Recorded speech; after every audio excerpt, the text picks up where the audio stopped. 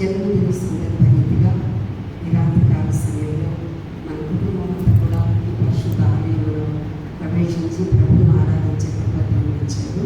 దేవుని స్తోత్రం. నామకార్థంగా లోకస్తులైతే కనుక మామూలుగా ఫంక్షన్లు చేసుకుంటూ ఉంటారు. మనమైతే మొట్టమొదట ప్రభువును ఆహ్వానిస్తారు, ప్రభువుకు ప్రాధాన్యత ఇస్తారు.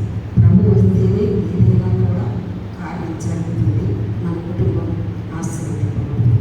కాబట్టి ముఖ్య అతిథి మన ప్రభువైన యేసుక్రీస్తు వారు ఉంటున్నారు. ఆయన వచ్చినప్పుడు మాత్రమే మన కొరతలు తీర్చబడతాయి, మన యొక్క పరిస్థితులు కూడా మార్చబడతాయి. దేవుని స్తోత్రం కలుగుగాక. హల్లెలూయా.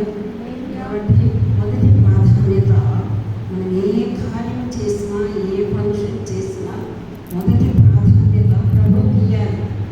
కనుక మనం చాలా విషయాలలో ఎంతో సమయాన్ని వ్యర్థంగా గడుపుతూ ఉంటాం. కానీ దేవుని సన్నిధికి వచ్చేటప్పటికీ, దేవుని వాక్యం దగ్గరికి వచ్చినప్పటికి కానీ, దైవ సన్నిధిలో ప్రార్థించేటప్పుడు కానీ సమయం చాలా తక్కువ తీసుకుంటాం. వేరే